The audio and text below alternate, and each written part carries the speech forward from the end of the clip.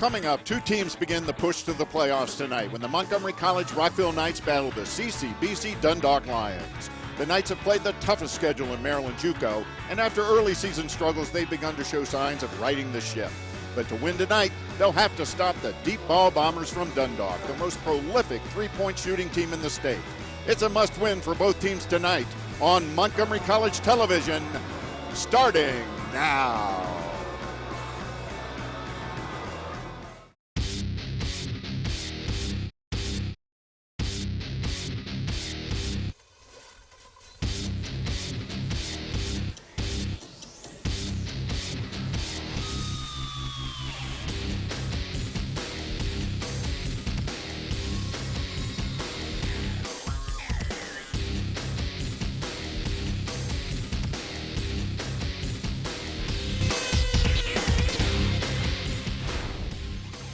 From the Rockville campus of Montgomery College in Rockville, Maryland, Montgomery College Television is proud to present NJCAA Men's College Basketball, with the Montgomery College Rockville Knights taking on the CCBC-Dundalk Lions.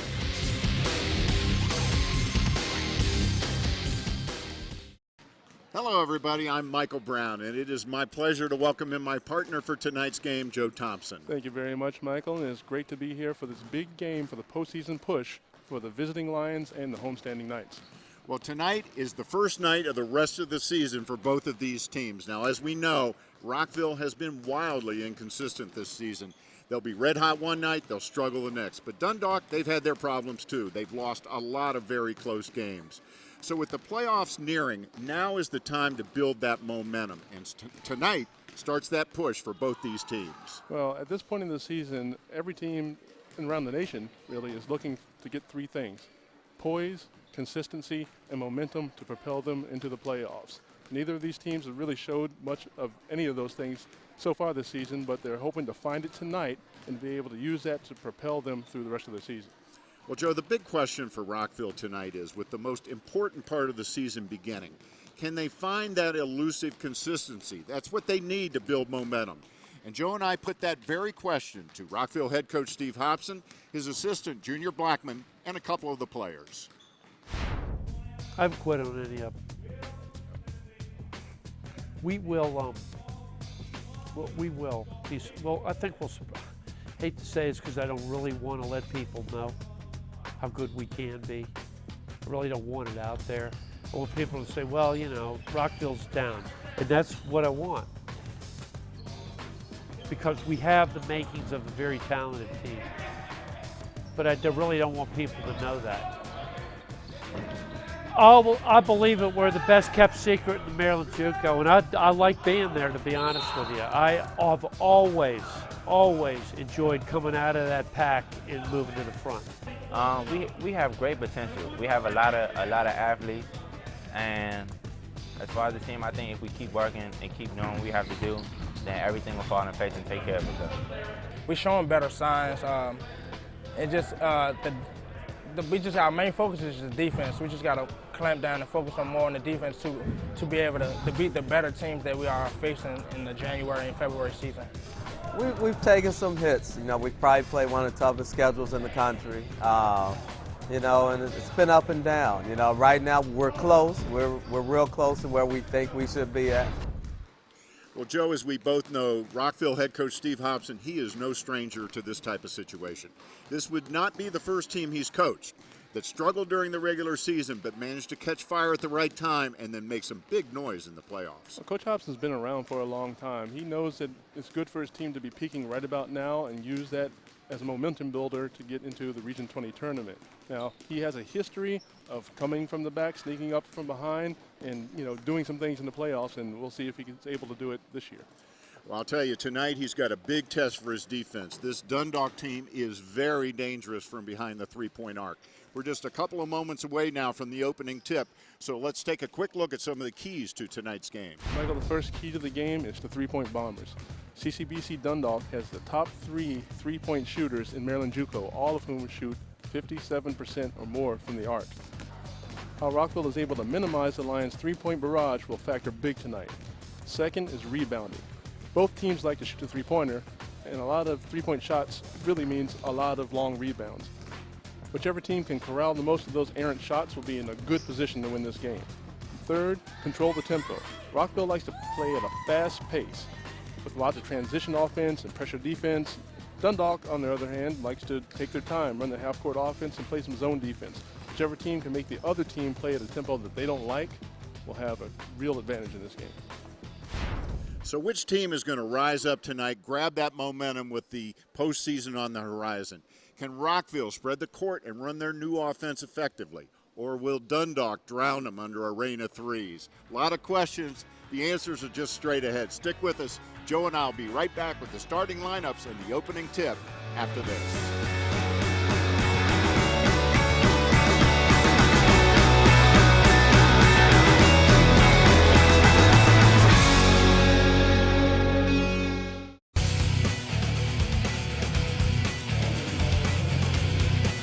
Welcome back to Courtside on the Rockville campus of Montgomery College. Michael Brown alongside my partner Joe Thompson. And we're just moments away from starting the game, and there is our officiating crew for tonight's game. In the middle there is Alonzo Holloway. He is the lead official. On the right is Zach Schwartz, and on the left is Ted King. Yeah, a bunch of guys who've been in this business for a little while, so we should count on them for a well-officiated, fairly, and justly officiated game today. Oh, there's no question about that. These guys have been long-time officials, and now we're ready for our national anthem.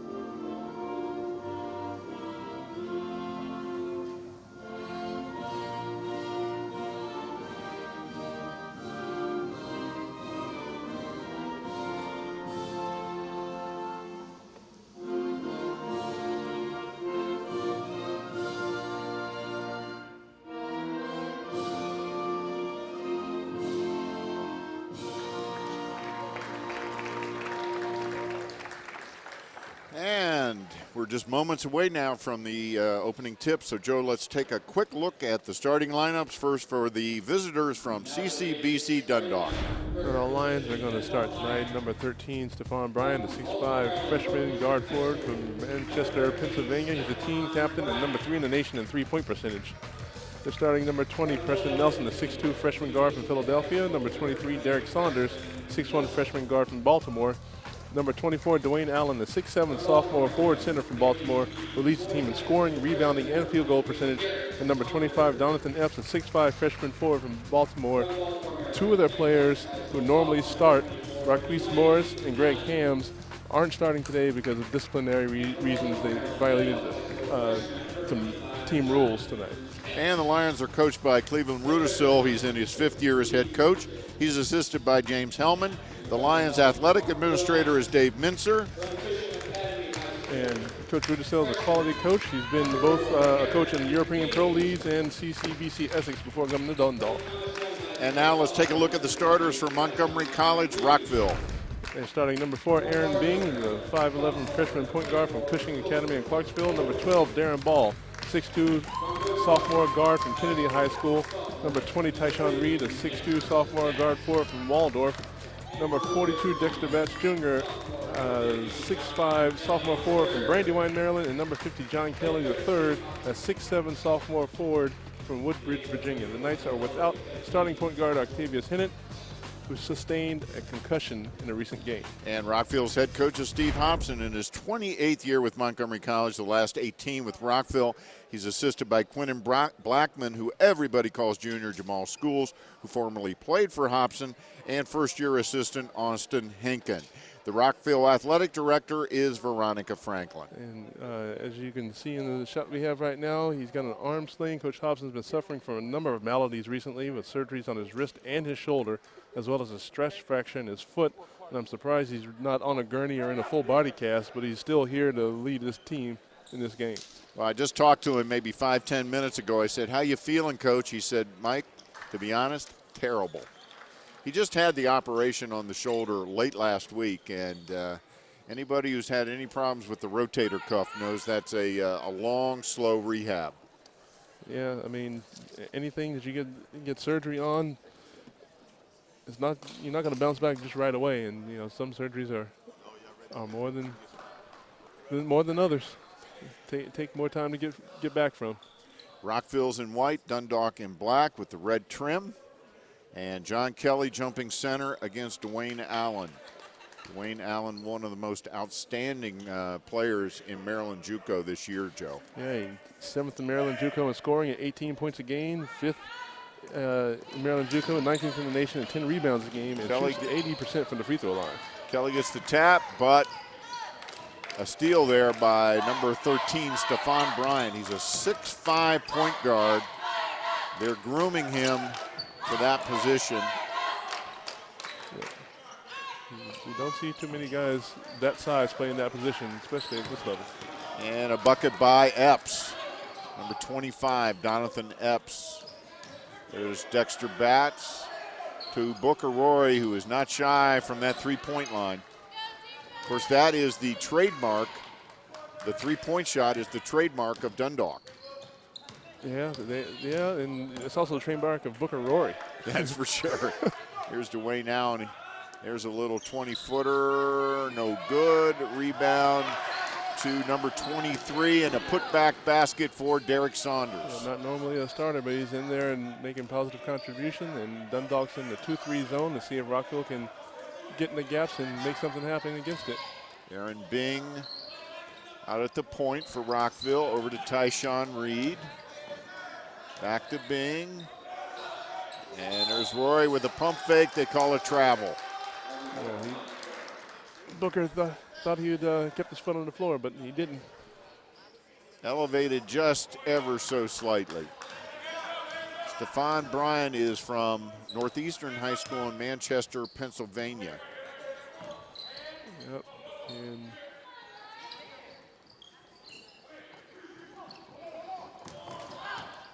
next little cross-court pass there, almost stolen by Rockville. You know, good idea.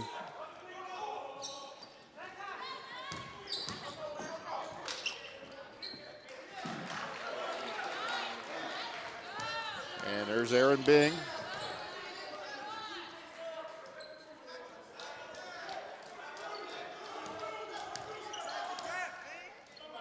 Over to Reed. Rockville yet to score. There's Reed from three, no good. I'm sorry, Rory. From three, no good. Back to Bing. Yeah, Rockville is not getting very much movement in this zone. They're not finding the gaps very well. Dundalk likes to run a 2-3 zone. They like to close off the middle. Yes, with Dwayne Allen man in the middle in there. Booker Rory breaks the scoring drought for Rockville with a three. Yeah, that's a good shot for Booker Rory, but if Rockville's going to settle for three-pointers every time down the court, they're going to be in a world of hurt in this game. That is for sure. Dwayne Allen feeds it off to number 20, Preston Nelson. Back to Bryant. To Allen. There's that 15-foot jumper that he's known for, and he makes it. Yeah, he's got a good game from 15 feet in. He's got good post moves. He's a big, thick kid who can, take some punishment and give it out too. Tyshawn Reed from three, no good. Rebound, number 25, Donathan Epps. And Rockville, every shot they've taken so far in this game has been a three-pointer. They've got to get some looks inside. There's Allen. Feeds it down low, saved. Back out to Nelson. Guarded by Bing. Bryant, guarded by Reed.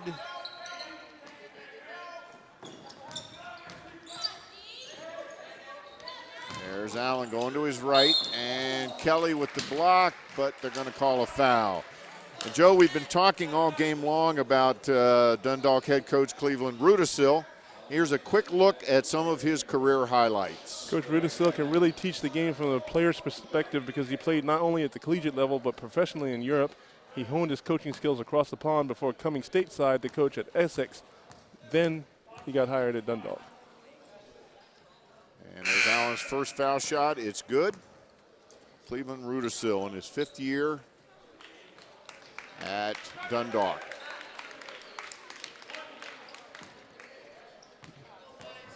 And Dwayne Allen got to the line on a nice quick move to the basket. Makes them both. 10-3 Dundalk in the early going here in the first half. Aaron Bing, Rory from way downtown, no good. Kelly with the nice rebound and the putback. That was a fantastic rebound by John Kelly.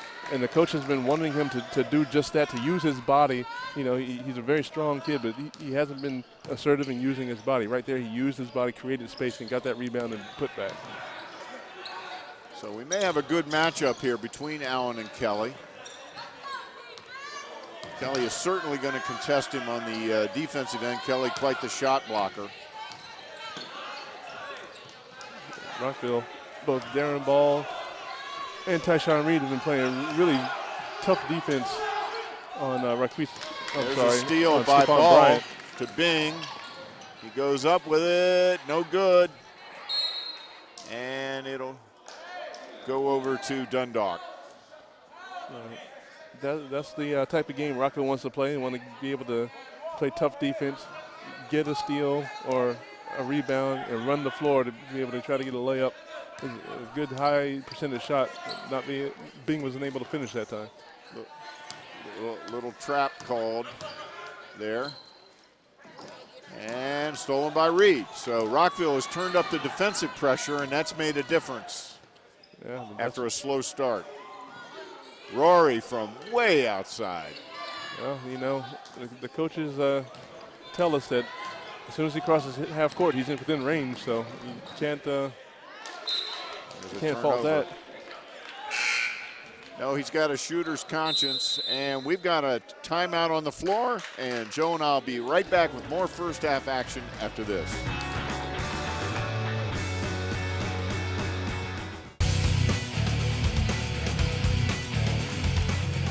And we're back at courtside on the Rockville campus of Montgomery College in Rockville, Maryland, with our score 10-5, Dundalk leading in the early going.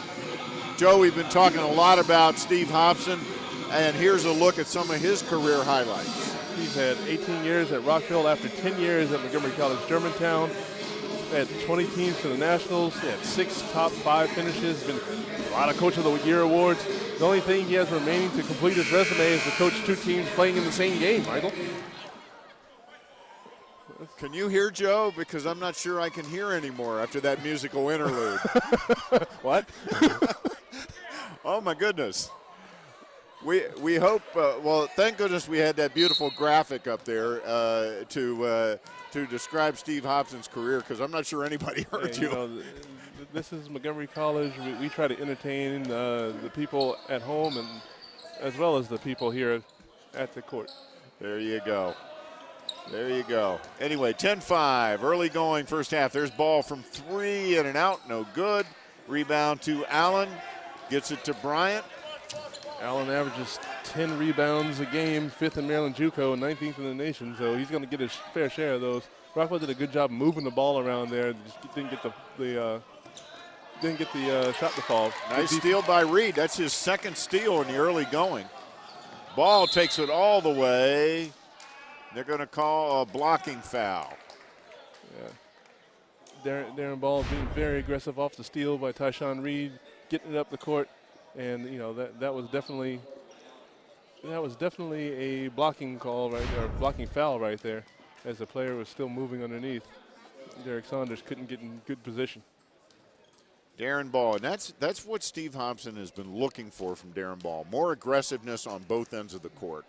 Yeah, there was a point in the season where Darren Ball just wasn't giving the type of effort that he's capable of, and even Darren Ball himself recognized that, and since then he's been playing a lot harder, and you know, has maintained his role in the starting lineup.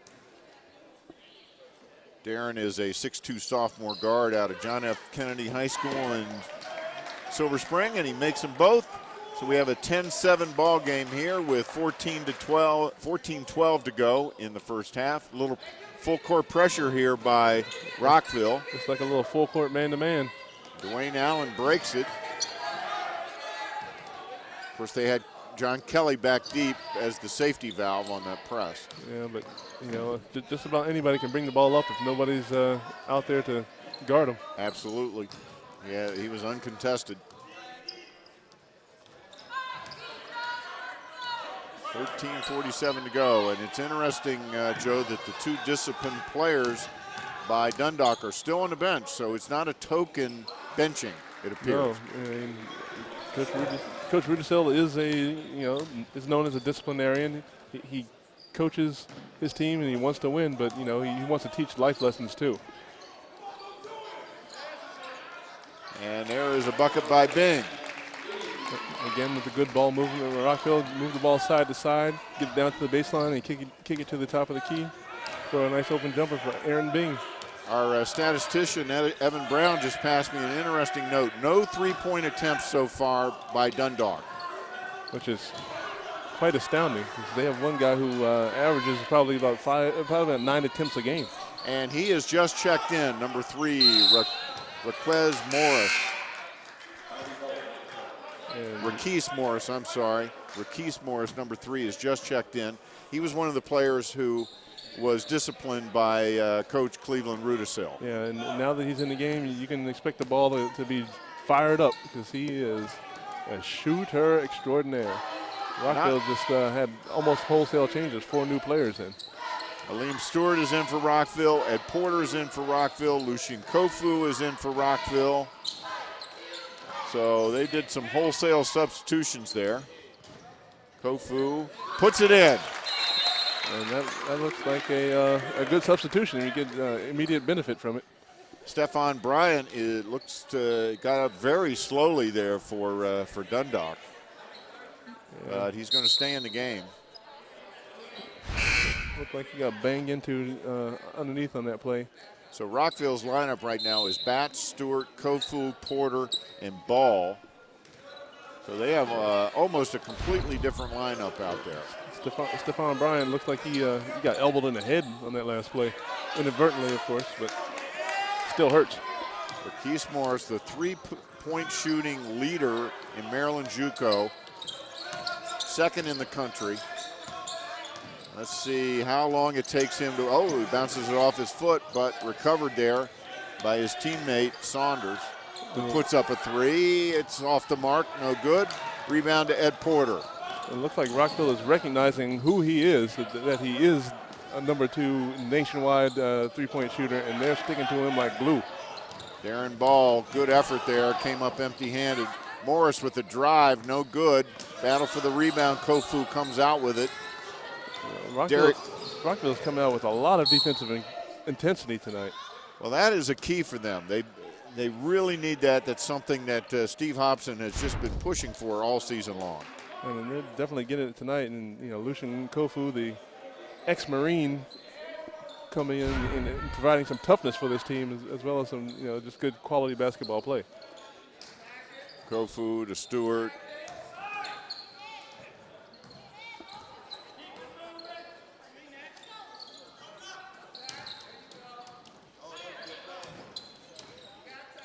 Porter to Ball to Stewart. Aleem Stewart, one of the top freshmen on the team. And there's a travel. Yeah, they called Dexter Batts for dragging his pivot foot right there. He looked like he was going to try to take a drive to the basket, saw 2 players there. Didn't have anywhere to go, but he had already started moving his pivot foot.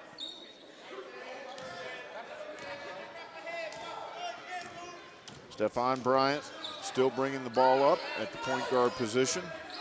Now we have not seen Greg Hams yet for for Dundalk, who's another starter who was benched. There's Dwayne Allen with that soft touch jumper. Yeah, and he hit that jumper over Lucian Kofu, who's 6'2". Dwayne Allen, 6'7", you know, giving up 5 inches. He had a nice, easy look at that basket. There's Porter driving into the tall timber. Allen alters it. And it's going to go over to Dundalk. Yeah. Dundalk's just such a big, tall, and strong and physical team out there. You know, a lot of guys rolling 6'5" and higher. So Rockville being a bit of a smaller team, they need to work a little bit harder to get their shots. Travel on Dwayne Allen.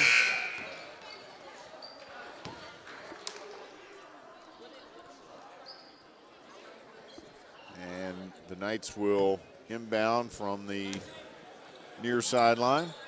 That's 3 turnovers in the early going for Dwayne Allen. Yeah, that means that Rockville's playing good defense. They're swarming to the ball when he gets it. Kofu goes up against him, gets a little retribution. Yeah, Kofu's got his game going on tonight. You know, he hasn't played a huge amount of minutes earlier in the season, but I guess Coach Thompson sees him as one of their glue guys and a guy who can get some things done for him. And stolen away there by Tyshawn Reed, ahead to Porter, who drives, puts it up, too strong, no good. Kofu again with the rebound, puts it up too strong, no good. Kofu playing very well out there, Joe. Very well. And just like doing all kinds of the... There he goes, driving, draws the foul from Allen. And Kofu's playing one heck of a game right now. I mean, he's come in and is really attacked. You know, he didn't settle for that three-pointer that he had right there. He attacked the basket. He's going in. He's drawing the contact. And he's not scared of the contact. You know, he's a very muscular, very thick guy. 2 fouls already on Allen. And that could be part of the strategy, Joe. Drive to the big guy. He's their offensive threat. Get him into some foul trouble. And that definitely could be one of the things that the Rockville staff are looking at doing. You know, if you get a big guy underneath and get him in foul trouble, a guy who's a leading scorer, leading rebounder for the team, it gives you a lot better chance. And there's Aleem Stewart with a nice up and under move. That was one of the best team plays that Rockville's made offensively so far this game. And they have taken their first lead of the ball game as well. 16-14. Another turnover for Allen. That's his 4th turnover, Joe. Yeah, it looks like we've hit the under 10 timeout. Well, we've got timeout on the floor. We're going to take a quick break. We'll be right back.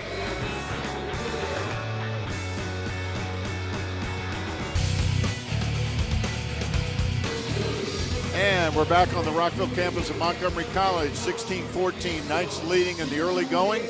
And Joe, while we have this opportunity, this game and other games, athletic contests are available as podcasts at the Montgomery College Podcast Directory. You can go to the podcast directory at podcast.montgomerycollege.edu. There you'll find a wide range of Montgomery College sports programming, arts programs, college news, and educational programs, all available as podcasts and streaming video. And Joe, did you know we also have a channel on YouTube? You bet your sweet Aunt Earl Dean I do.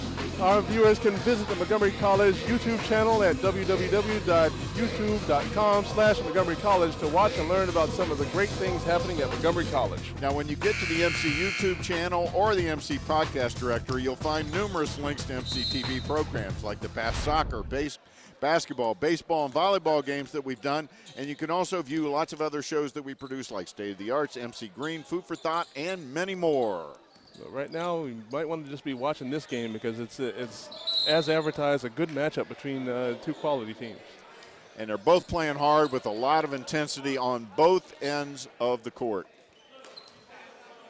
By the way, have you ever met my Aunt Earl Dean? I've heard nice things about her. She is a lovely woman. Lovely.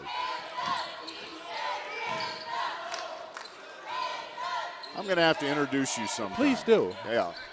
Have me over for dinner. She's a barrel of laughs. Better than a barrel of monkeys. Well, she's got one of those at home, but, you know. That I did not know. That's a story for another day. Yes, indeed.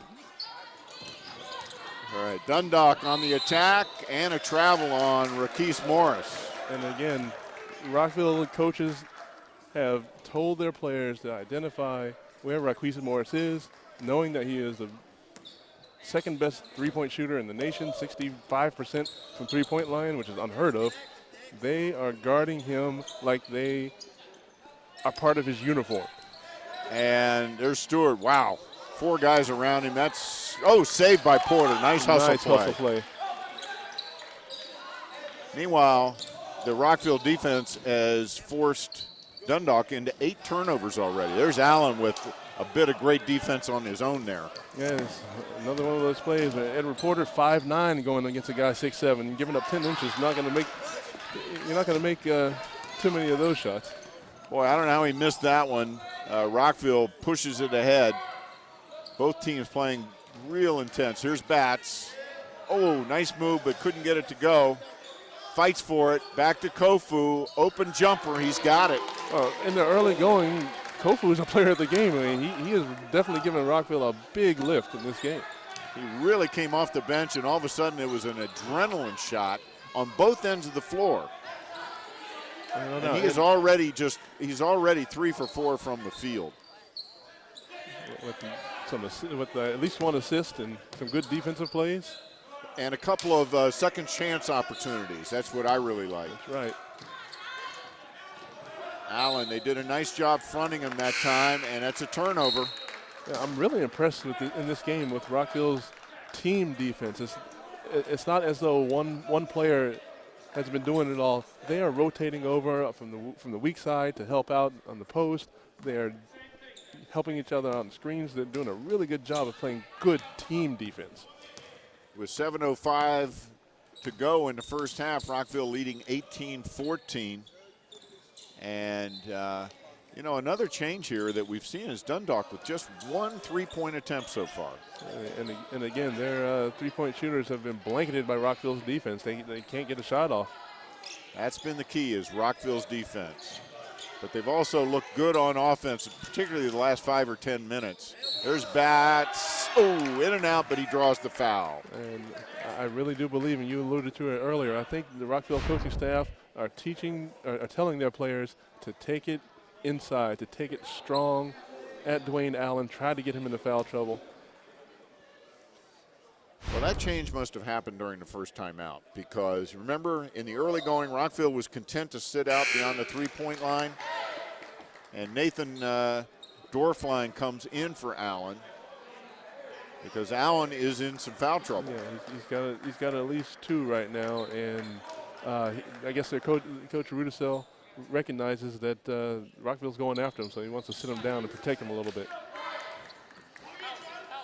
So Dwayne Allen, the big offensive and defensive threat of Dundalk, sits down with foul trouble here with 6:29 to go in the first half. Let's see how Dundalk reacts to losing their big guy in the middle. When you say losing their big guy, they came in with a bigger guy.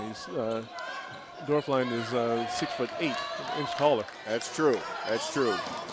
There's ball from 3. Nobody underneath, but Batts is there, and he gets a hustle play to save the ball, and almost kills our cameraman. Yeah, almost killed the cameraman. Unfortunately, as he saved it, it bounced off of one of the Dundalk guys, but with the wall right behind him, Batts had nowhere to go. The ball bounced back off of him, so Dundalk got the ball.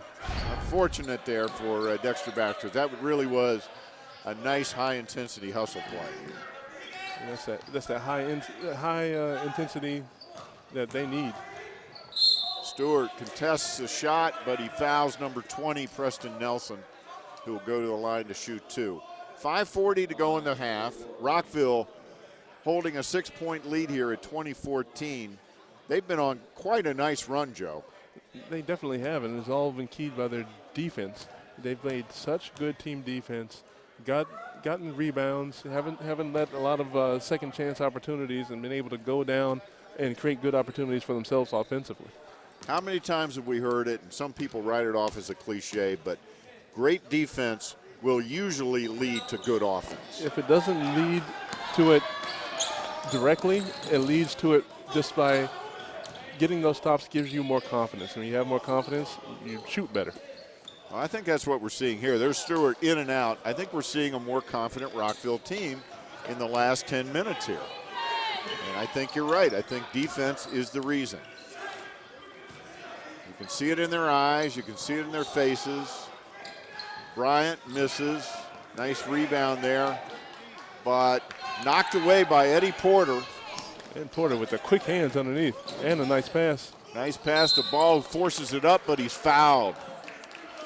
Jonathan Epps got caught behind underneath the basket. All he had to do was swat down on it. That was a really nice lead pass in there. Boy, Edwin Porter. He threaded the needle on that one, didn't he? Yeah, he was a little bit of Peyton Manning right there. Edward Porter, one of Steve Hobson's favorite players. He's a 5'9" freshman guard from IC Norcom High in Portsmouth, Virginia. And here's Darren Ball, another one of the favorite players of Steve Hobson. Here's John Kelly checking back in. Aaron Bing checking back in. The hustling Dexter Betts sits down. And also Lucian Kofu takes a breather. A well-deserved one. He really injected some fire into this Rockville team when he came off the bench. Yeah, let's see how they play as a team with him out of the lineup. See if the replacements can keep that intensity going.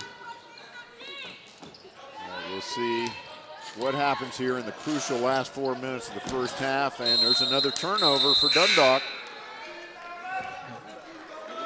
And there's a timeout on the floor. Our score, Rockville leading 21-14. Joe and I will be right back after a brief break.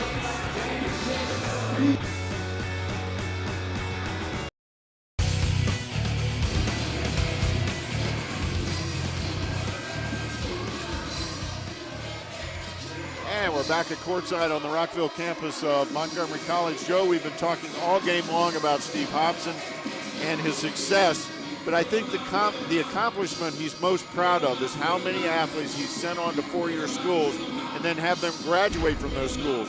Let's take a quick look at just some of the players that he sent on to the next level. Yeah, after 28 years of coaching, Coach Hobson has sent a slew of players to four-year programs. You can see Randall Scott, the guy who just finished playing last year, went to University of Bridgeport in Connecticut.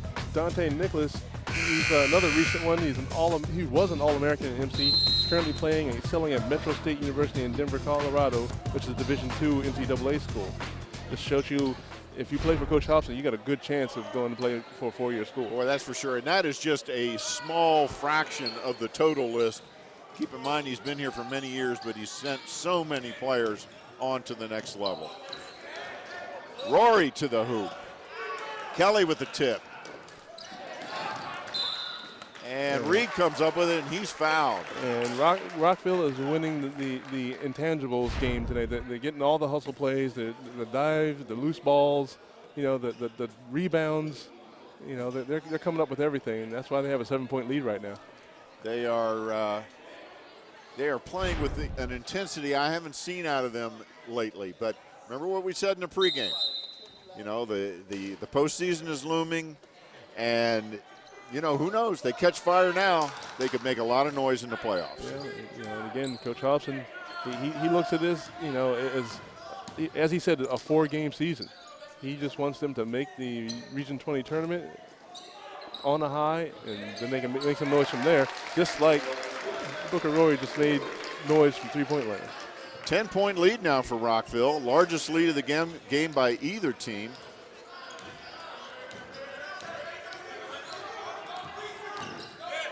And you never know. You know, Steve Hobson's injuries may be good luck for this team. Bad luck for him, though. And there's a double dribble and excellent defense there on Raquise Morris. And that causes another turnover. Yeah, just the way this Rockville defense is playing is just really impressive. And you see Aaron Bing just all up in the grill there of Raquise Morris. Marquise Morris has not been in that long. He already has 3 turnovers. And no three-point shots. And that is huge, considering he is #1 in Maryland JUCO. There's Rory. Nice rebound by Reed. There's Kelly with a nice putback.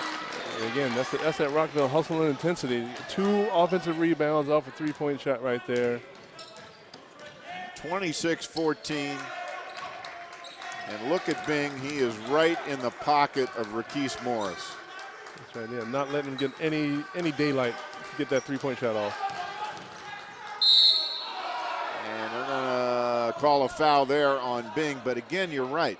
There was no way for Morris to pull up for a 3. And you can see him. He's showing a little bit of frustration. Yeah, I mean, and if you look at Stephon Bryant, who's the team captain for Dundalk, he's trying to lead his team. He's trying to say, look, we need to pass the ball. Marquise Morris right there pounded the ball into the deck too many times there. We need to move the ball around a little bit more.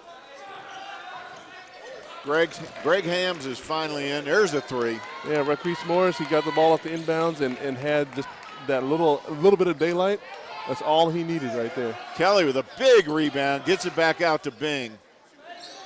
Kelly is playing much better than we've seen him play earlier this year. He really is. He's really making his presence known underneath there. Boy, Rory got knocked down, no foul call. He hustles back for it, puts it back up from the lane, no good. Dorfline with the rebound, out to Bryant. Looked like he walked, but he got away with it. Greg Hams is now in for Dundalk. This is his first appearance of the game.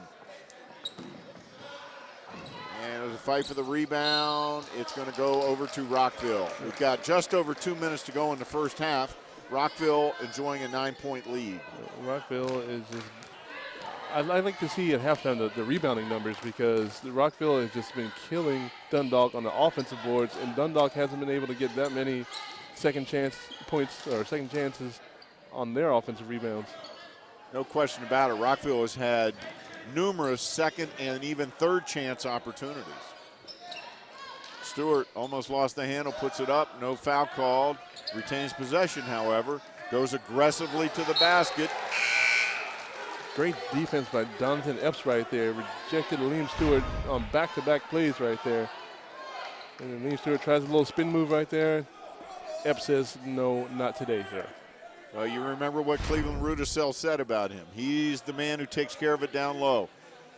And looking at the rebound advantage, right now Rockville leading 15-10 on rebounds. There's a shot by Ball, no good. There's a rebound by Dorfline, who's done pretty well replacing Allen out there. Yeah, he's not nearly the offensive threat, but you know he definitely poses problems.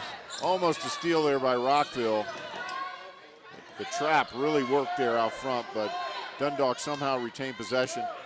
Minute 15 to go in the first half. There's Hams, and he is fouled. Booker Rory trailing the play right there. Wasn't in good position. Smacked down. Minute 10 to to go. go. Cut to the basket right there by Greg Hams. This will send Hams to the line. He is a 57% three-point shooter, Joe. He's 4th in Maryland JUCO, 5th in the nation. It's just amazing how you have 3 guys on one team who are 2nd, 3rd, and 5th in the nation in three-point shooting. And here comes Lucian Kofu back in, the difference maker so far here in the first half for Rockville. Yeah, most definitely. You know, he started this Rockville run just with tough play and high energy, inspiring his teammates. And 3 quick baskets.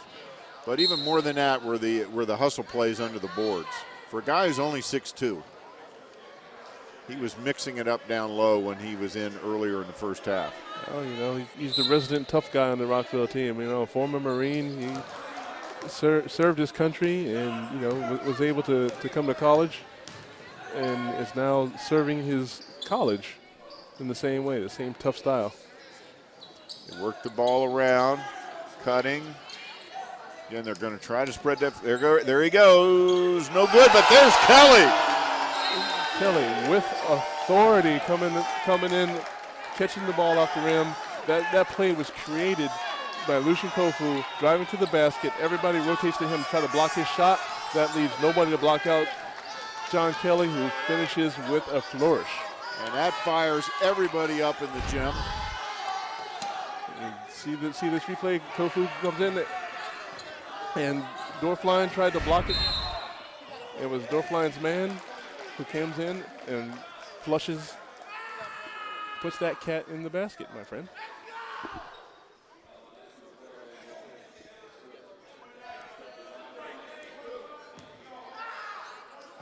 John Kelly, this is a new John Kelly for us, Joe. We have not seen this John Kelly this year. Well, you know, the coaches have been looking for this John Kelly ever since he came onto the campus. You know, he's got the body for it.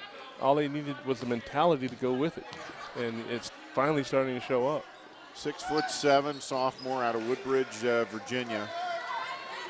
And he's a shot blocking fool, but tonight he has been a big factor on the offensive boards. If he continues to play like this, you know, he's got a really good shot of playing at a 4-year school somewhere. You know, even if he's not a starter, any coach would want a big guy like that, rebounder, shot blocker, to come off the bench and play some good, tough defense. Banging around down low, which is what he's been doing tonight. And that was ball, and that's the end of the first half. And our score at the half, the Montgomery College Rockville Knights 28, the CCBC-Dundalk Lions 20. Joe and I will be right back with our halftime activities after this.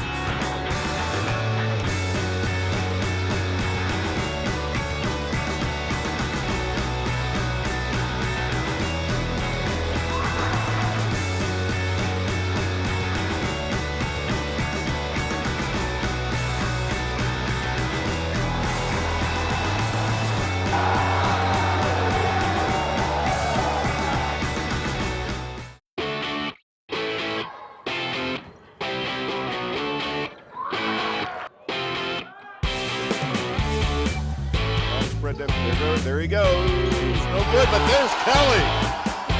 Kelly with authority coming in.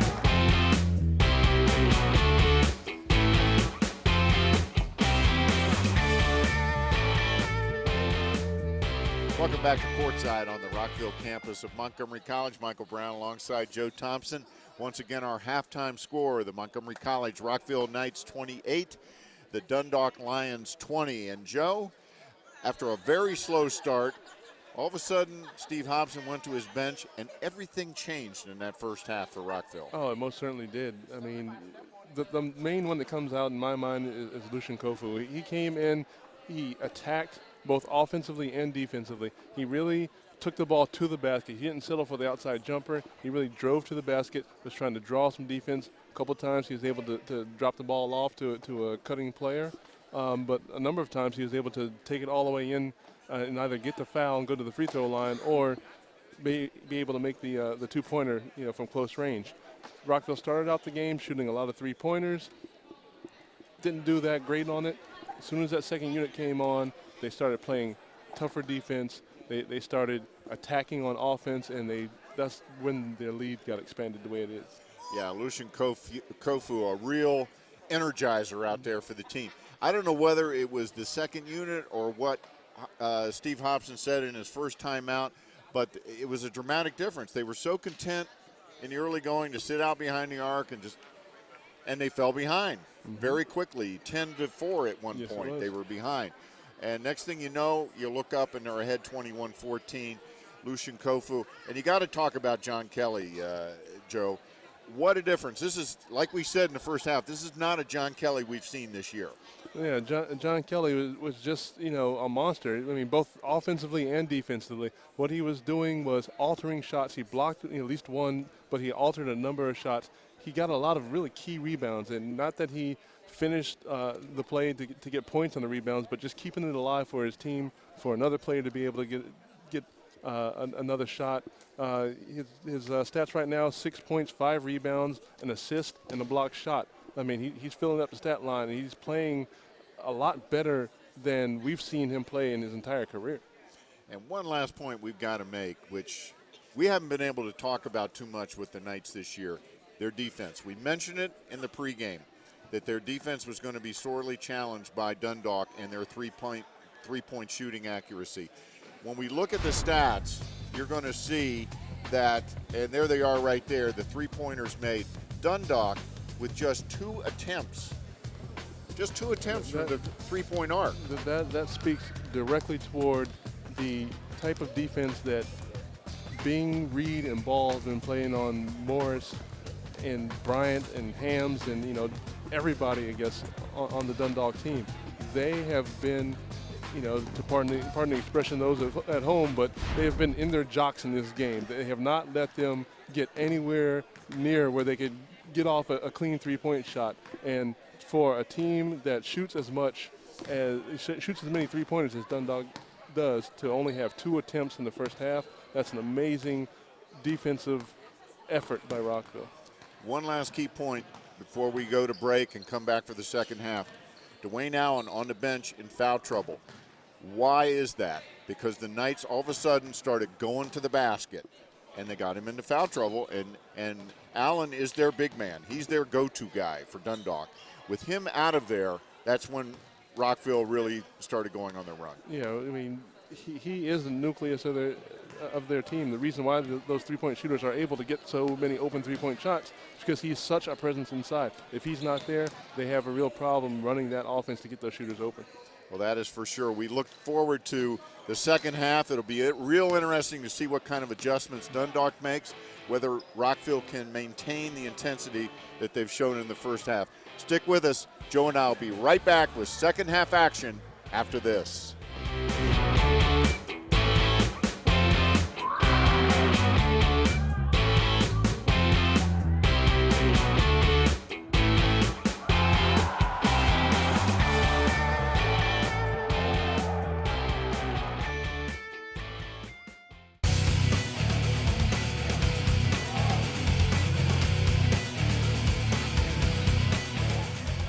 Welcome back to courtside on the Rockville campus of Montgomery College. We're just about ready to get the second half underway.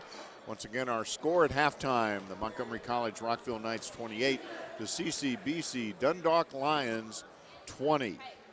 I think, Michael, one of the things that we weren't able to talk about at halftime that I want to bring up, though, is when we talk about Rockville's defense, they're playing good defense and they're turning Dundalk over. They're also protecting the ball. Right now, the stat is Dundalk has 11 turnovers to Rockville's 4, and also Rockville has a 5-rebound margin, 16-11 over Dundalk right now. So those two statistics right there show Rockville's hustle and their defensive intensity in this game. All right, we've got Bryant, Morris, Allen, Epps, and Hams out there for Dundalk. There's Allen. He's back out on the floor. There's the shot. No good. There's a shot altered, but it's good. Rockville has Ball, Bing, Kelly, Rory, and Tyshawn Reed out there. We see some backcourt pressure by Dundalk there on this first possession by Rockville. And that might not be a bad idea for Dundalk. They are a quick team. They can provide that, and we've seen in games that Rockville's had before that sometimes they do start going too fast for themselves when they get pressured full court. Dundalk sitting in a 2-3 zone at the moment, and there's a violation of the shot clock on the opening possession. Number one, really good defensive intensity. The full court pressure made Rockville waste a lot of clock in the backcourt. And then on the other hand, Rockville not being able to recognize when the shot clock is going down and not being able to get a shot off of any kind. There's Morris to Allen to Bryant. Little weave out top to Allen, goes up against Batts and gets it to go. Yeah, looks like Coach Rudisell has got his guys, he's told his guys, get the ball inside, get our horse going. And Dwayne Allen has stepped up to the plate, scored 2 quick ones in this half. There's Rory from 3, no good. Bryant.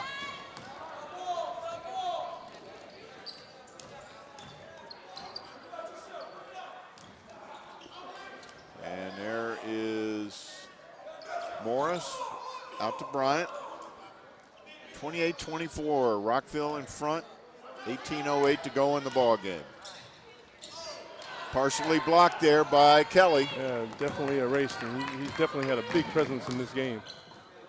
There's Rory from the corner, wide open for three. Nice job by Aaron Bing taking the ball underneath the basket, seeing that he was overmatched by the bigs, finding their best shooter in the corner. Good decision there. Didn't make a crazy shot. Found the open man. That's exactly what they want Bing to do, and that's exactly what they want Booker Rory to do. Hams has it knocked out of his hands by Rory. There's 10 on the shot clock. Let's see if Dundalk can create a shot here. There's Morris, no good. Battle for the rebound, it'll go to Rockville. It's a good defensive stand. 31-24 Knights with 17-16 to go in the half. Good defensive stand by the Knights. Last second off balance shot. We're able to get the team rebound, if not a personal rebound for a Knights player. Tyshawn Reed.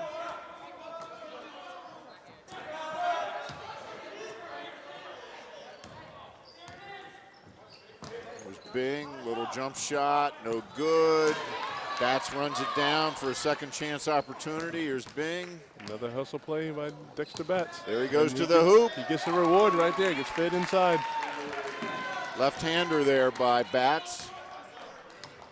Rockville's just playing a really solid game. They're not doing anything, super spectacular, but they are just playing solid and very, very much as a team in this game. Hams over Rory for the bucket. That was a really good contest on that shot by Booker Rory, but great shot. Wide open but long.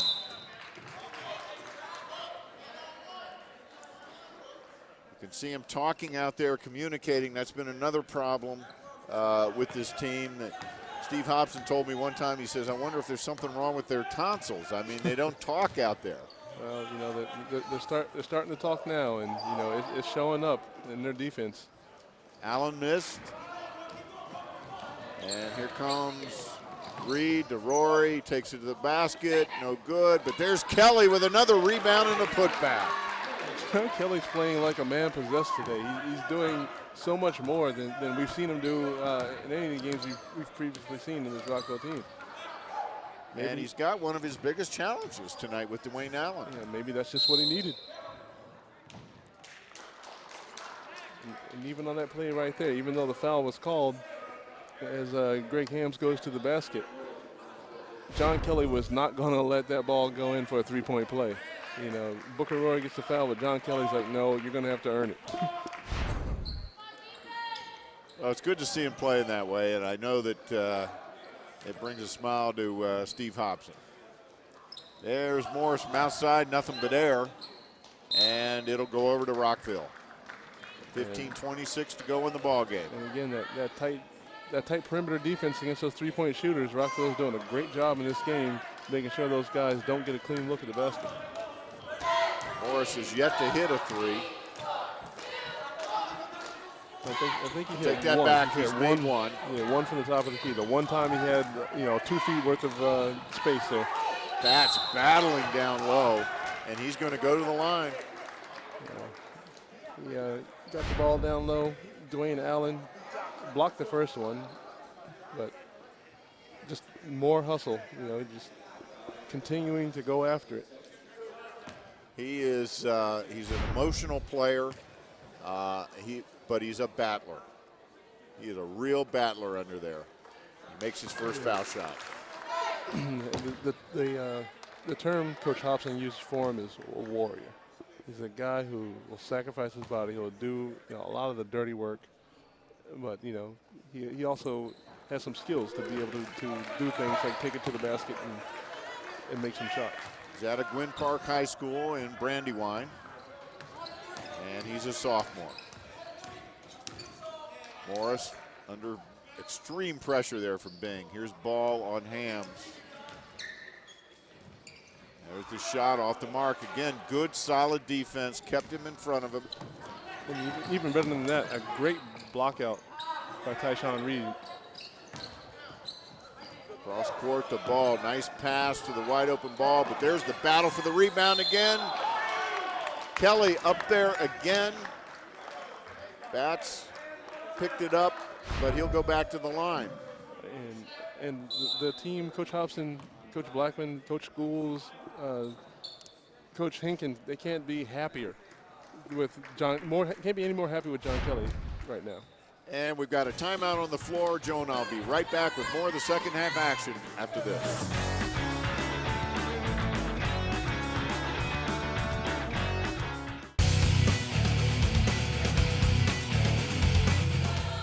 And we're back at the Rockville campus of Montgomery College, where with 14:37 left in the game, the Knights leading the Lions 37-26. And this timeout is brought to you by the Montgomery College Facebook page. Visit the Montgomery College Facebook page and become a fan today. Get real-time answers to your questions and provide us with the feedback that can make a difference. Connect with your friends and instructors, make new contacts, and find out what's happening on your campus. That's facebook.com/Montgomery College.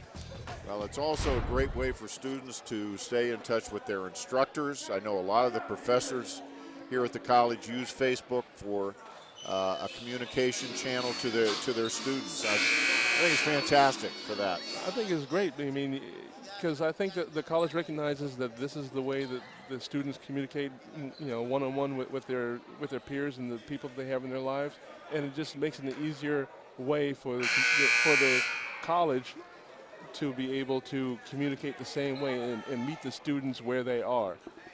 Once again, that's facebook.com/Montgomery College.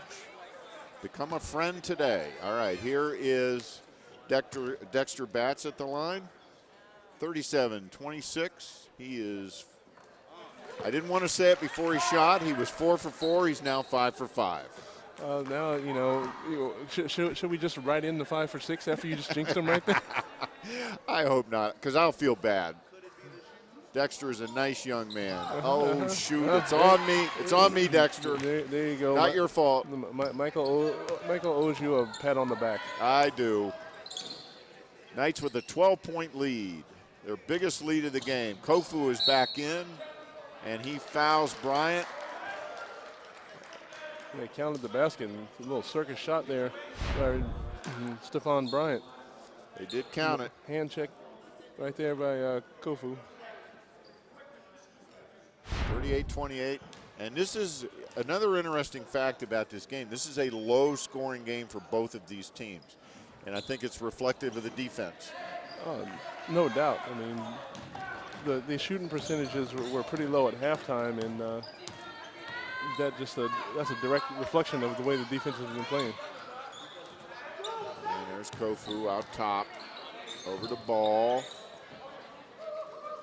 That's Kofu to Bing, patiently working it around the perimeter.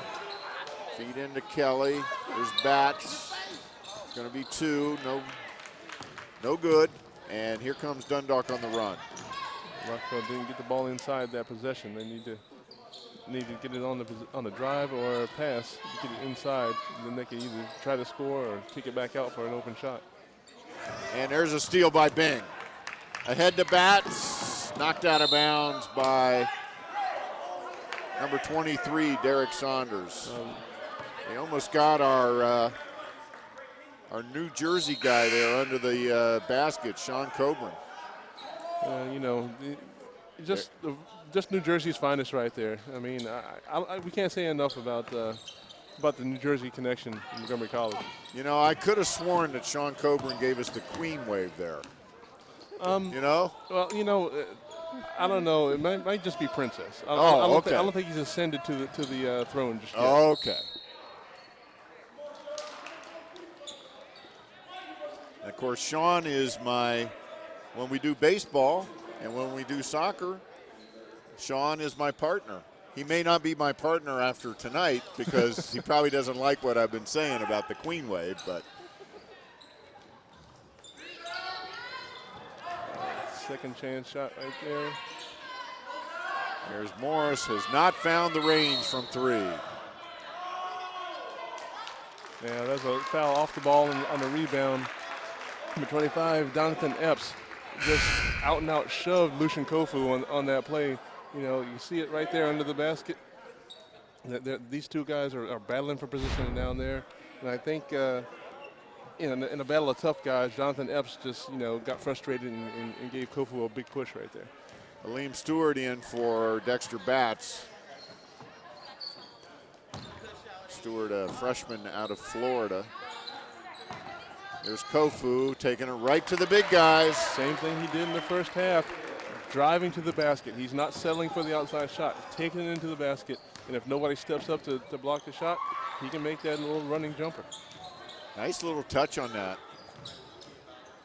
Bryant almost lost his balance. And back out to Morris from three, and he makes one. Yeah, That's his second three. Aaron Bing made a little mistake right there. You know, not recognizing the shooter, and when the ball got a little bit loose right there, he kind of kept, you know, dropped his intensity. Ball to Kelly, has it blocked by Allen. Fantastic defensive play right there. Wow, that was the clash of the Titans there. As much as we've said about John Kelly tonight, Dwayne Allen was a cracking on that shot. And that's a turnover. Rockville being wide open. Oh, no numbers under there though. But they get it back on a turnover. And Lucian Kofu does the right thing, takes it out, lets them set up their offense.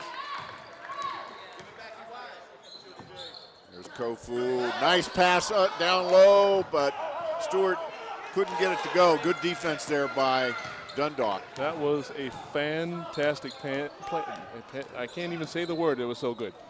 It was a fantastic pass by Lucian Kofu right there. Just too bad Aleem Stewart couldn't finish it.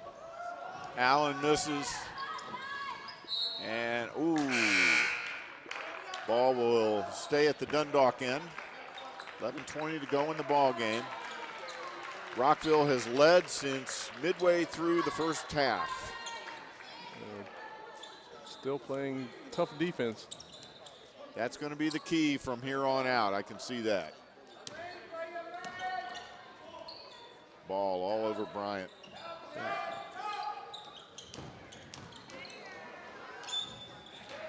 Bryant just powered that one in there. He used his height advantage right there. He's got 3 inches on Darren Ball, so he's able to get that shot off. So Dundalk has crept. Ooh, there's a cross-court pass that didn't have a recipient. And there is timeout on the floor. And Joe and I'll be right back with the second half action after this.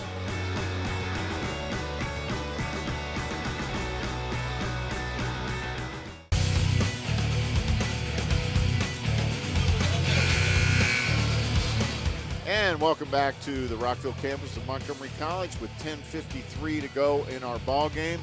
The Montgomery College Rockville Knights holding on to a 7-point lead over Dundalk, 40-33. And Joe, we were watching the timeout there with Steve Hobson. He was not happy. No, it seemed to us that he was trying to employ his guys to play the same type of team defense they were playing earlier in the game. A couple possessions there, they didn't rotate over on help side defense like they'd been doing earlier, and Dundalk was able to get that shot by that layup by Stephon Bryant. So he wants these guys to pick up that intensity again. Well, he's got Ed Porter back out there. Ed Porter's a very intense little player. There's a block by Kelly on Allen. Again, clash of the Titans. That time Medusa won. Bryant, Morris to Allen. Turnover on number 3, Lakeith Morris. 3 seconds in the lane on that one. It's 5 turnovers on Morris. Yeah, you see right here, John Kelly going up against Dwayne Allen. Allen tries to drill a little jump hook, and John Kelly says, no, you got me one, I got you one.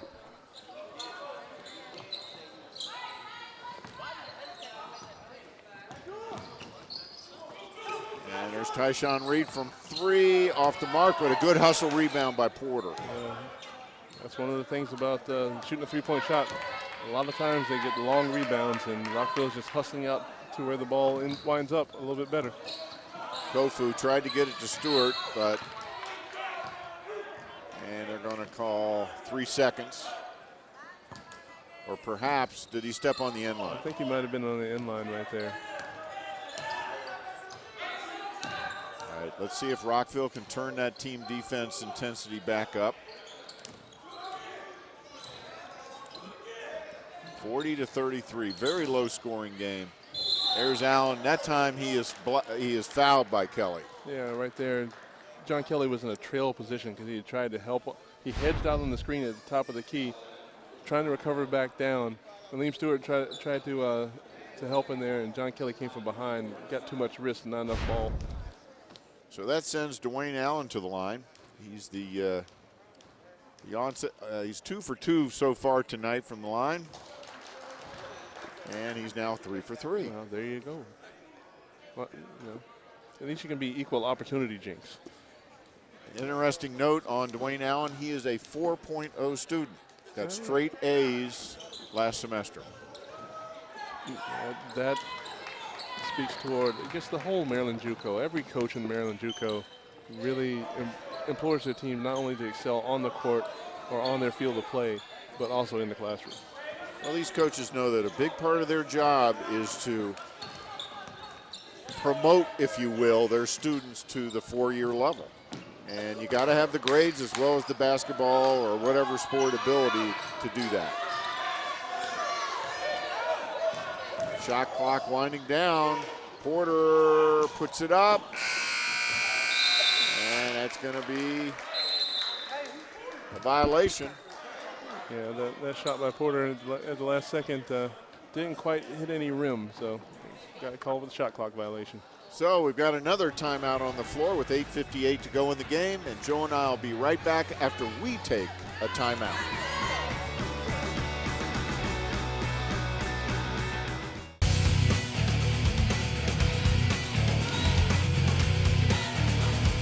And welcome back to the Rockville campus. Our score with 8:58 to go in the game is 40-34, Knights on top. And Joe, you know, one of the great things about working here at Montgomery College Television is that we get to work with many of the students in the television program here at MC.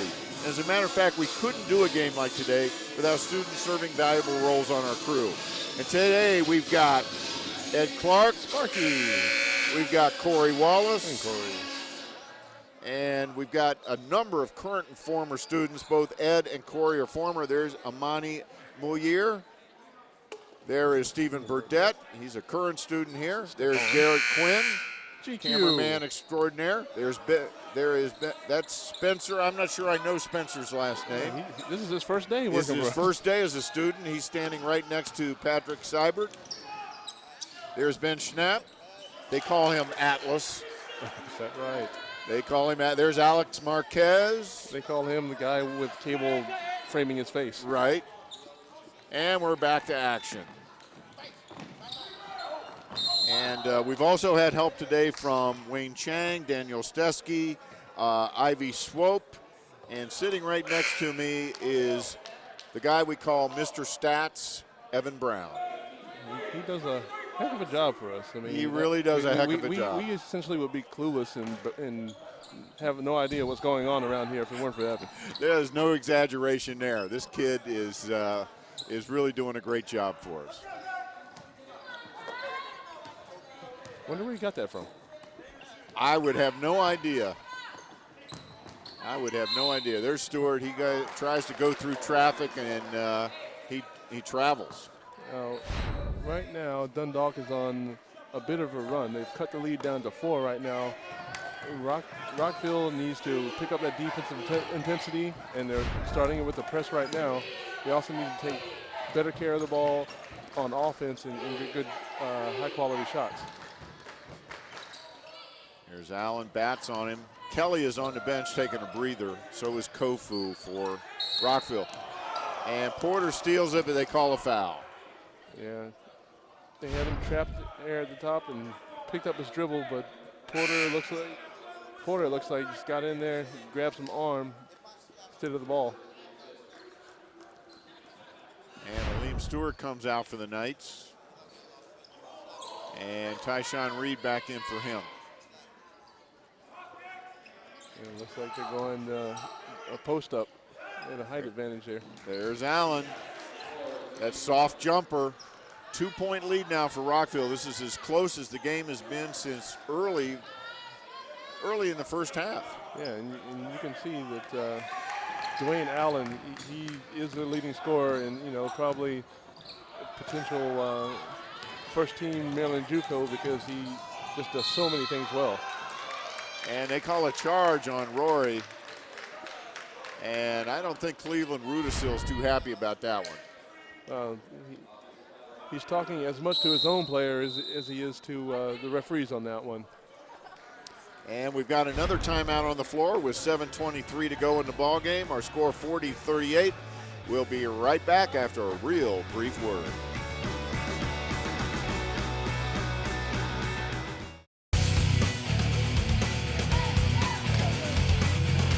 And welcome back to the Rockville campus of Montgomery College. 40-38 our score. Rockville in front. And of course, tonight's game is airing on Montgomery College Television. And if you'd like to check out the schedule of all the other great programs we air on MCTV, we invite you to visit our website at www.montgomerycollege.edu/MCTV. And there you'll find our complete program schedule so you can tune in and enjoy. Enjoy a number of programs that are well worth your while watching. Absolutely. We have a full schedule of programs, a lot of variety. And that's more like what Steve Hobson's looking for as Tyshawn Reed goes to the hoop and draws the foul. It's the reason that they were able to build the lead up as big as they did earlier in the game by attacking the basket, and most especially attacking Dwayne Allen, because if you can get him in foul trouble, get him out, out of the game, or to play tentatively so he doesn't foul out of the game, then you've got a lot better opportunities. And as you see here, Nathan Dorfline comes in to spell Dwayne Allen because Allen just picked up another foul. So Allen in some foul trouble, and Dorfline, who did well in replacement to him, although he's not the offensive threat that Allen is by any means. No, not in the least. He doesn't seem to look for a shot much at all. But on the defensive end, he was a presence when he was in there in the first half. And there is a tough bucket by Stephon Bryant to tie it up with 6:50 to go in the ball game. And that was the same play that Coach Hobson called a timeout and yelled at his players for not rotating. That time they rotated over, he still made the shot. Rory misses a three, but a hustle rebound out there by Ed Porter. Yeah, I think they're better off not shooting the three, attacking the lane. Let's see what Dorfline can do if they attack the rim. Been a real long drought here for Rockville. There's Reed. It doesn't go. That's more. It didn't go, but that's more what they want to do. That's right. Just over 6 minutes to go. We're knotted at 40. Porter up in the grill there of Raquise Morris. Morris spins out of it, but throws it away. Ed Porter with just fantastic defense. Just throwing Raquise Morris off his game, throwing him off balance, in fact. And when he lost his balance, he tried to throw a pass to Jonathan Epps, overthrew him, ball goes over the bounds. 7 turnovers, 0 assists for Raquise Morris. It's not a line he's going to be bragging about after the game, I don't think. No, not in the least. There's Porter from 3, off the mark. Ball tries to hustle it down, but and again, can't beat the Dundalk team to it. They need to get the ball inside. They've gone away from that. Got 5:19 to go. And they're going to go try to post up Stephon Bryant. That would be what I would do with Ed Porter on him. Big height advantage to Dundalk, and there's Bryant with the putback. Yep. And we're lucky here. Dundalk took their first lead in a long time. First lead since about the 10-minute mark of the first half. Ball, nobody under the basket. And way too fast in the possession. That that is a time when another team is making a run. That's where you need the best quality shot you can have with the best chance to rebound it if you miss it. That was a key possession there. Kelly getting ready to check back in for Rockville. Bing all over Morris. And Dundalk calls a timeout. So there's another timeout on the floor with 4:34 to go in the ball game. Joe and I will be right back with more action after this brief word.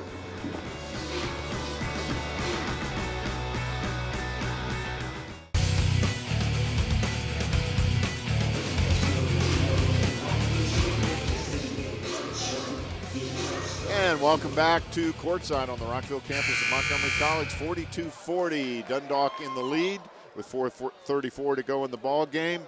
And this timeout was brought to you by the Montgomery College Facebook page. Visit the Montgomery College Facebook page today and become a fan. Get real-time answers to your questions, provide us with feedback and make a difference. Connect with your friends and instructors, make new contacts, find out what's happening on your campus.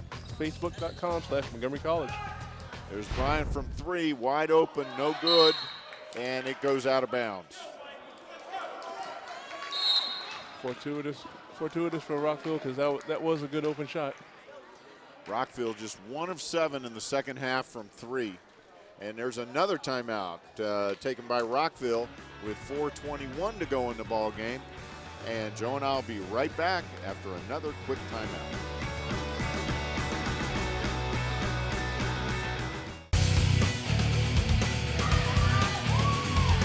And welcome back to the Rockville campus of Montgomery College. And there you can see the Rockville campus cheerleading team, I should say the award-winning Rockville campus cheerleading team.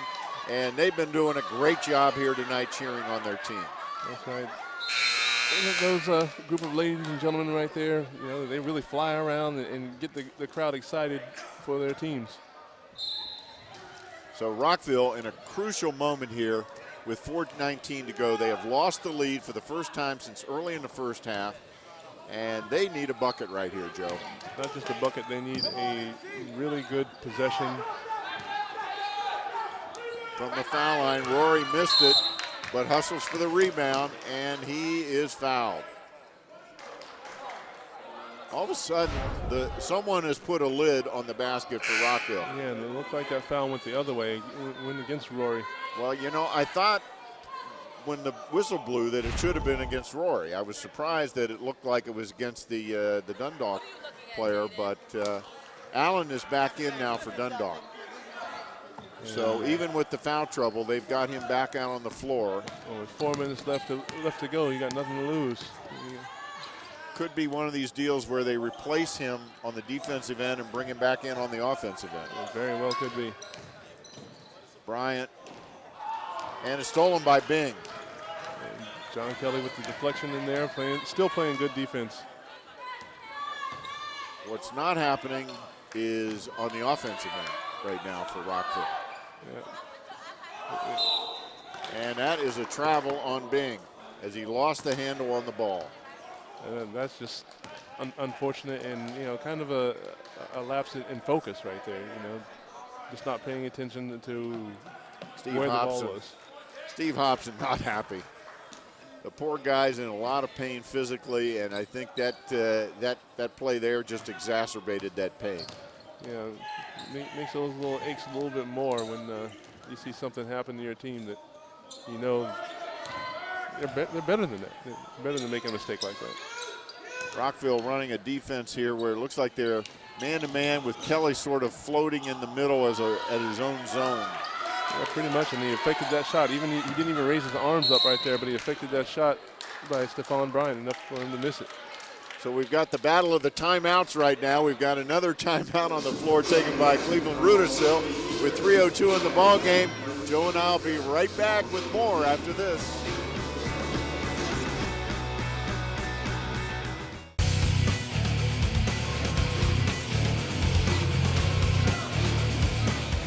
And we're back on the Rockville campus of Montgomery College, and taking a look here at the Dundalk team coming back out on the floor. They are leading at the moment 42-40 with 3:02 to go in the ball game. And we are in crunch time, Joe. Yeah, and Rockville, you know, they've got to change what they've been doing. They had a big lead earlier in this half, and Dundalk's been able to whittle it away with good play and finding good matchups. There's Bryant. Oh boy, he earned that one. Yeah, that was a circus shot right over one of the big trees in John Kelly. Pressure by Dundalk. This is not something they do very often, but it's effective. And Cleveland Rudisil got hit there by the deflected basketball. Yeah, and he's trying to avoid getting hit. He did what looked like the boogaloo over there, a little dance number. He's a big guy. He told me he was a 6'8", 260-pound power forward in his college and pro playing days. That's not something you really want to go up against if you can avoid it. No. Rockville trying to get off the schneid on the offensive end. There's Stewart driving, putting it up, and he scores. That ends an offensive drought for Rockville. That's the first field goal they've scored, and I'd probably guess about 8 or 9 minutes. It's been a very long time. It was 40-31 at about the 10-minute mark, 12-minute mark, and now it's 44-42, and there's a three-point bucket. Yeah, looks like Stephon Bryant is trying to take over this game right now. He's got a size advantage being 6'5" against the players that are guarding him, but now he's going against John Kelly and making circus shots over him, drawing fouls. Look right here. Well, a couple pump fakes, gets everybody off the ground. John Kelly slaps down a little bit, going to the line to try to make a three-point play. Stephon Bryant is from Northeastern High School in Manchester, Pennsylvania. Kelly with the rebound off the missed foul shot. 46-42, a minute 50 to go in the ball game. Rockville, of course, needs a bucket. There's Reed to Stewart.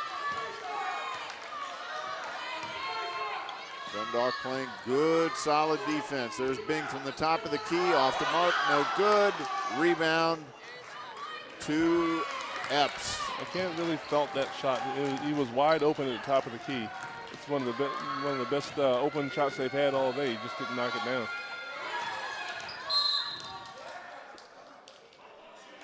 And we've got a foul called. Epps, who got that last rebound for Dundalk, is now sitting on 8 rebounds. Well, he averages 7 a game, so he's one more than his average. He's a really strong, tall guy down low, tough guy down low. So he can mix it up and get some rebounds down there. So we're looking at Stephon Bryant, 6'5" point guard. And he's having trouble at the line. Here's Stewart. Over to Rory. He hasn't made one all half. And they get the ball back. Rory has just been cold, ice cold from 3. It's not going to stop him from shooting them, though. He's got a shooter's mentality. Our stats man, Evan Brown, corrects me. He is 1 from 5 from 3 this half. There he goes again, and that time he makes it. Well, he just was out. I think he heard you. I think he was out to prove you wrong, buddy. And he brings Rockville within 1 with 59.2 seconds. Here it is. Look at the shot right here. He's out there at about 25 feet hitting that shot. He just that pure of a shooter that, if he's within 30 feet, as the coach would say, if he's within 30 feet, he's within his range. So absolutely, you have to guard him way out there, especially a game like this where they're down. He becomes a very dangerous player. And Rockville is 4 for 15 from three-point range here in the ball game.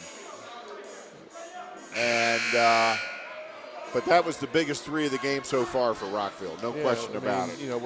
With all their offensive ineptitude, late in the second half, that was a really big shot for them. Gets them within 1, gets them within a single score of the lead. If they can get a stop here first and then convert on the other end. And they talk about a shooter's conscience, and Booker Rory definitely has that. Full court pressure here by Rockville.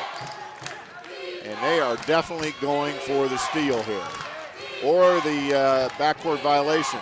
But they get it. There's the steal. Here's Rory, goes to the basket, puts it in. and Rockville takes the lead. And the crowd is going nuts over here, Michael. They are having fun, 47-46 with 42.4 ticks left on the clock, and another timeout on the floor. That's exactly what Rockville needed in that situation. They played good defense, applied some pressure, got Dundalk going a little bit fast. They turned the ball over. Booker Roy is able to take it on the other end, avoid the strip attempt by Marquise Morris. Here it comes. And make that layup right there to give them the lead back. So, you know, we were a little bit critical of Booker Rory. He must have heard me. I do have a loud voice. It's quite possible he heard me. And he said, you know what? I'm going to make that guy shut up. So he hits a three from about 9 miles away, and then he makes a very aggressive steal and a super drive to the basket to put the Knights ahead. Well, you know, that can be a real motivator. You know, when you have somebody saying things that maybe you don't like to hear, you know, even if they are true, you may not like to hear them, and, you know, that motivates you to elevate your game. That's right. That's right. And that's what we're trying to do here tonight. Certainly the Knights and the Lions are doing the same. All right, we see Rockville set up in a full court press here. And 42.4 seconds to go in the ball game. There's another nice defensive play by Rory. He knocks the inbounds pass out of bounds there. And he's one guy that Coach Hobson says that although he's a really good shooter, he needs to pick up his defensive intensity. And it looks like in this game he is. He's done a good job on the guards outside for Dundalk. Hit a few shots. Done exactly what the team needed him to do. And Cleveland Rudisil calls a timeout for Dundalk. Did not like what he was seeing there. And so with 30.9 seconds, we've got a timeout on the floor. And the Knights are in the penalty as far as foul shots. And Dundalk is one shy of the penalty. So you send the Knights to the line, they'll be shooting 1-and-1 for sure. Yeah, right now, if either team fouls, the other team will be going to the line. So it's a 1-and-1 situation for either team. Rockville is closer to the double bonus with 18 fouls right now. But really what both teams are looking to do is play a solid defensive possession, not foul, not give up an easy shot, and make sure you block out and rebound so you have a chance to score on the other end. So do they look for Bryant? Bryant is the go-to guy. He's 6 for 13 from the field tonight. He's also done very well from the foul line. I can almost guarantee you that's what they're going to do. It's either going to be him or Bryant. I guarantee you. The Knights in a zone, but it's an aggressive zone. And they're guarding the three-point line. Shot clock is down to 5. There's Morris from 3. It's off the mark. Stewart way up there for the rebound, but he tips it right back to Allen. And Allen puts it in to put Dundalk ahead with 5 seconds to go. There's a shot at the buzzer. It's good! Booker Roy with 2.3 seconds to go. Hits a runner. There's a timeout on the floor with 1.6 seconds to go. How amazing was that shot? Wow. That was fantastic. And you see the crowd is losing their minds behind this right here. That has to be one of the more clutch shots I've ever seen in my life. 5 seconds to go when they got the ball inbounds. He came down. He shot a runner from 20 feet away. That runner right there, I think he pulled up at one of the volleyball lines out here, way out near half court. He actually had time to take 2 or 3 more dribbles to get a closer shot, but he decides he wants to pull up. Again, the bank was open. And off the glass. He hits it off the glass. It's still, but remember, there are still 2.3 seconds, and we have the best three-point shooters in all of Maryland JUCO on that other team. Dundalk still has a chance in this game. Absolutely. They will be inbounding from all the way down at the end line. No NBA rules here where they get it out, you know, at midcourt. What a dumb rule, too. It is a dumb rule. I've never understood that rule. It makes no sense whatsoever. It makes no sense. You have a basket, you call a timeout, you take it out under the basket. That's the way it works. So Booker Rory with that clutch shot. 2.3. There's a long pass down court. Oh my goodness. And there is going to be a foul. No, they did not call a foul. They did not call a foul. And that is the end of the ball game. And Dundalk can't believe there was no foul called. Rockville is celebrating. Our final score from the Rockville campus of Montgomery College, the Montgomery College Rockville Knights 50, the Dundalk Lions 48. Joe and I'll be right back with a post-game interview with the winning head coach, Steve Hobson, after this quick break.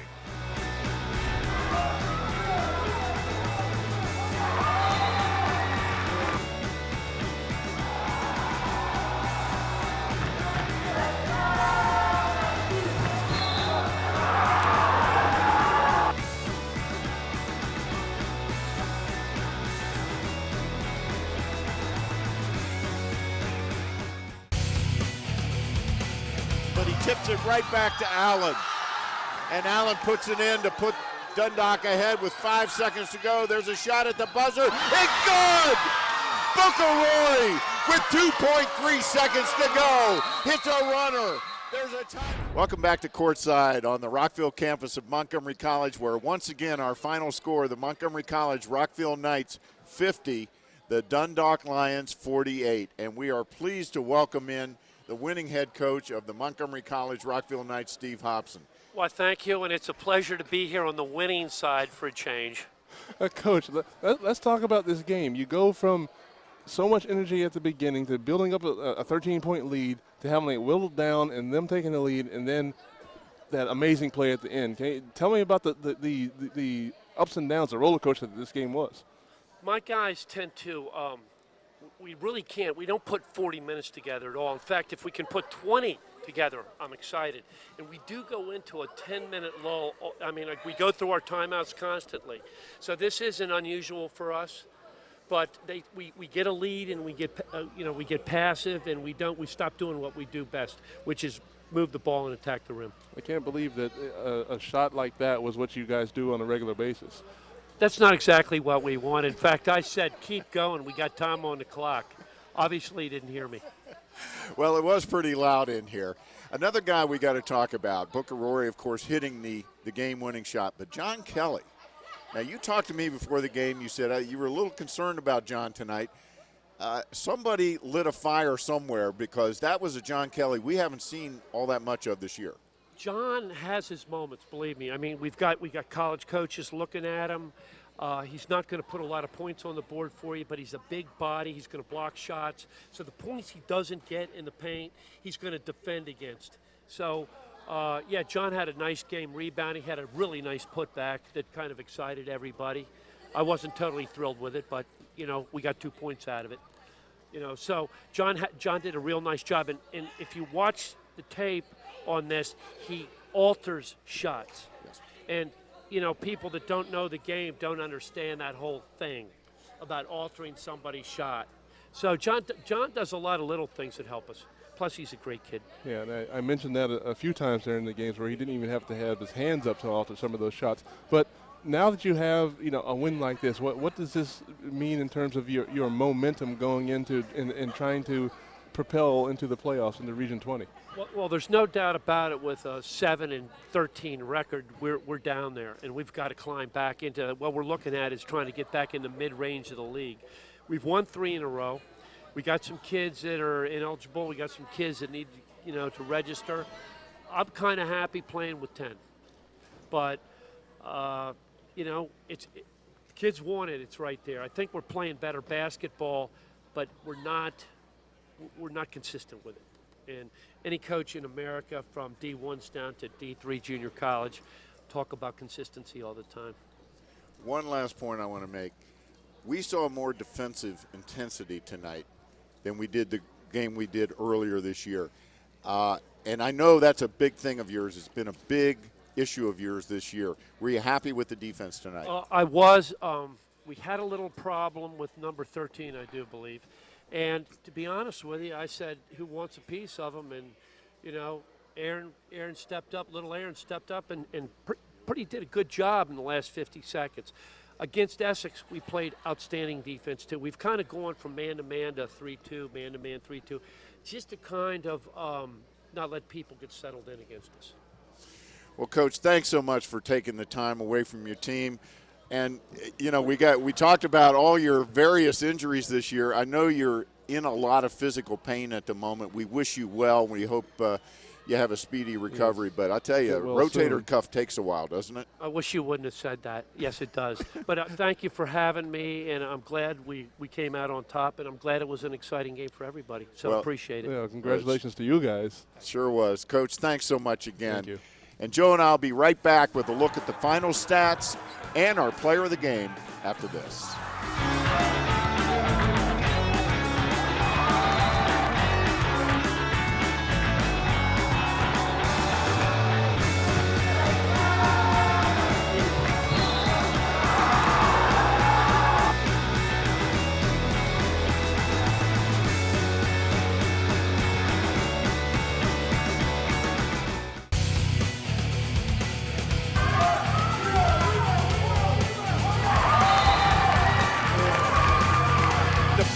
Dundalk ahead with 5 seconds to go. There's a shot at the buzzer. It's good!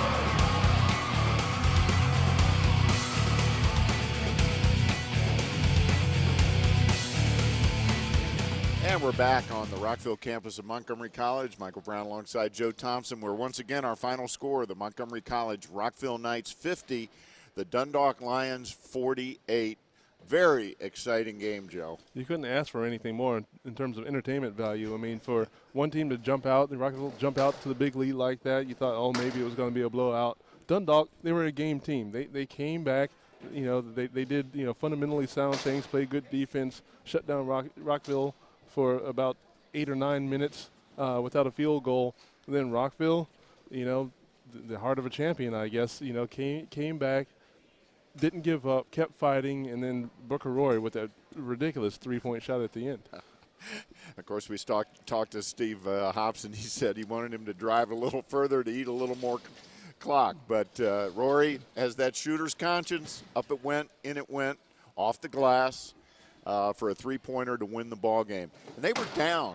They were down by 4 with about 40 seconds to go in the game. So that's a 7-point swing in just about 40 seconds.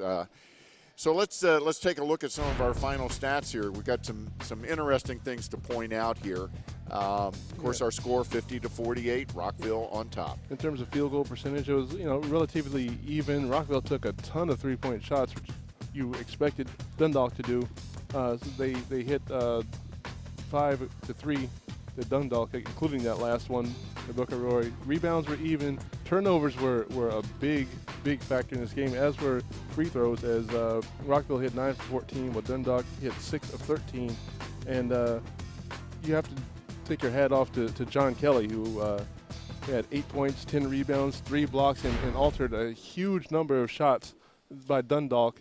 You know, they don't turn up in the stats, but those are really important things in the game. Oh, there's no question about it. He was a real force in the paint tonight. And keep in mind, he was going up against Dwayne Allen, one of the top big men in all of Maryland JUCO. He held Allen down tonight. Allen held to 6 for 12 from the field, 3 of 4 from the line. Big stat here, 6 turnovers for Dwayne Allen. And, of course, he was in foul trouble and sat out a good bit of the first half and a fair chunk of the second half. You know, I think that was really part of Rockville's strategy was to really be aggressive and go at him. And what they did was go at him, and he's going to try to block, you know, a great number of shots. Sometimes he's going to get the blocks, but if you can get him in foul trouble, as they did, get him off the court, that completely changes the offensive flow that Dundalk is used to. And so that's how Rockville was able to jump out to that big lead.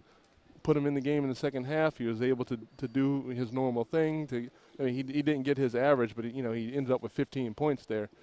But so that means that they were more in flow, and they were able to whittle that lead down and take the lead at the end. But Rockville just was able to miraculously, I guess, pull it out. Well, and Dundalk did have a big game from Stephon Bryant, who sort of seemed to take over in the second half.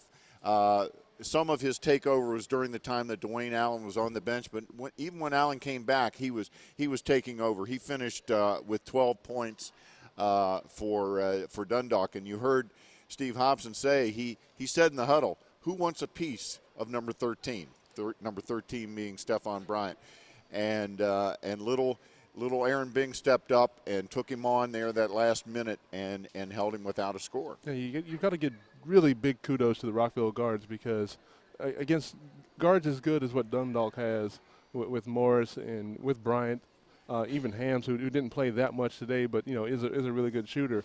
They did a fantastic job of just hounding them constantly, being right there when they caught the ball, being right there in front of the face when they gave the ball up, denying them the ball again.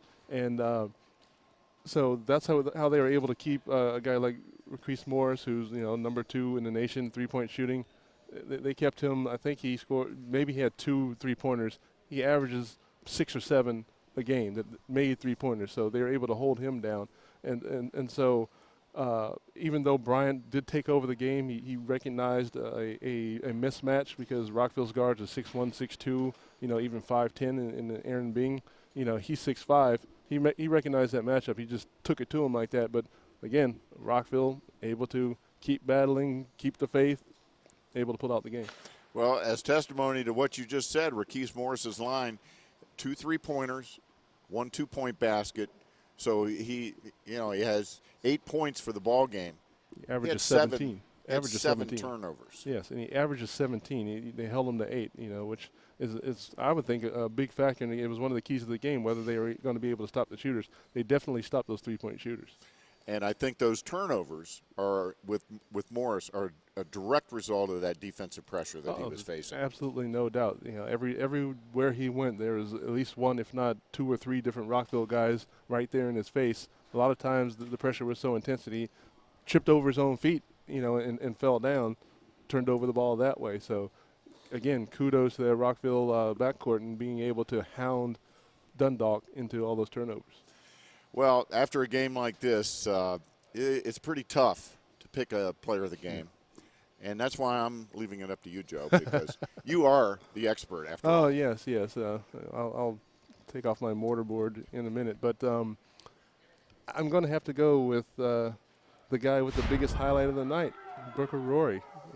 17 points, 2 rebounds, a steal, and quite obviously the biggest shot of the game, pulling up, even, as Coach Hobson said, pulling up for the shot a little bit too early, leaving some time on the clock for Dundalk to be able to possibly get a shot off. But being able to hit that 3-point shot, and if you think about it before, we talked about it during the game, you had said that he is having an off night in the second half.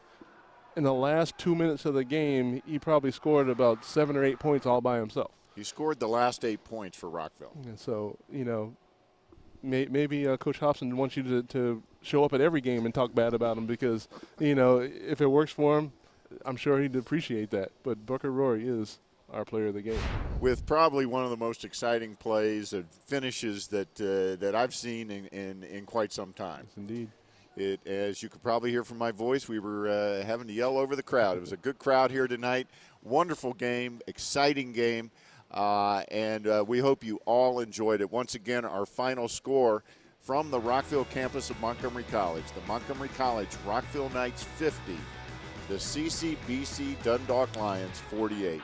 And from all of us at Montgomery College Television, thanks for watching, everybody.